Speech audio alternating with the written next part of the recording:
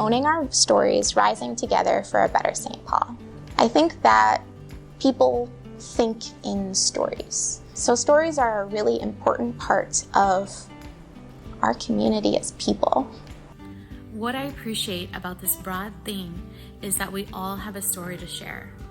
And each of our stories are like pieces of a puzzle that make whole the St. Paul that we experience.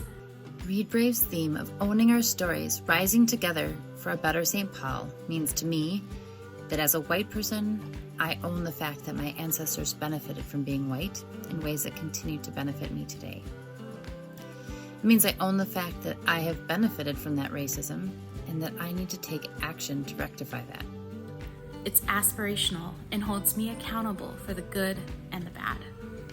I feel like this theme was birthed from the social and racial uprising that took place in our city last summer, which amplified the ugliness that we don't want to claim, the tough conversations we had to have with our friends, family, and coworkers, and illustrated what resilience and persistence look like when neighbors and the community came together.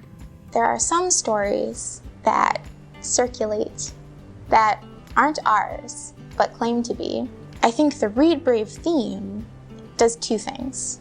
It's a call to action, and so it calls us as a part of the staff and the rest of St. Paul to challenge those same stories that assert hierarchies, that try to devalue human life, or to simplify people's lives and experiences into a tiny little stereotypical box.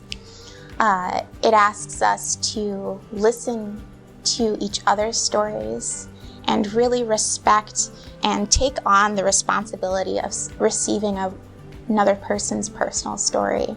It means I keep learning and loving and fighting to actively lift up my BIPOC colleagues and neighbors and friends. It means leaning into the discomfort of owning this truth. It also means listening to other stories and listening for ways that I might elevate those stories and can find ways to reconcile my privilege with action. Our responsibility to own our own stories and be able to share those experiences with people for the sake of connection and learning and growth as a whole. And that means sharing the stories that you're not always the hero in, or the stories that are really painful, and really being open and vulnerable with each other in a time that's so tumultuous, to really bring and bridge rather than separate off into our own little spheres. We all live with different categorical identities that may define us and shape the way we move in the world. I'm going to be intentional about centering the Black experience, Black lives, and Black voices in how I take space and read brave conversations this year. I'm going to own the story that there is anti-Blackness in my Hmong American community, in my Asian American community, in my family, and in my larger cultural understanding of how this world works in order to dismantle and decolonize ways I've been taught, what I've been taught, and what I've internalized. For a better St. Paul, I have to be accountable to my colleagues, to my continuous learning and growth, to better serve our patrons, our neighbors, our community. It's not about me, but it starts with me. It means taking care of myself and healing myself so I am strong enough to maintain this fight for justice.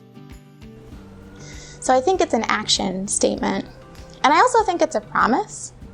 I am a firm believer in sci-fi, in that I think that the best way to create futures is to dream of them and to write stories about them. And I think that whether our future is fantastic and energetic and wonderful, or if our future is dystopian and full of turmoil, is up to how we write it. And I think the more that we share our stories with each other, the more that we can make sure that all of us are written into our future story collectively as a community. Everyone has a story of their own to tell of what they've overcome to be where they are today. It's about accepting the difficult stories that we have hidden in our lives for whatever reason. It's about elevating the voices that we often silence. We are using the power of our stories, experiences, and struggles to find love, hope, and joy in one another. Join me and read brave. Thank you.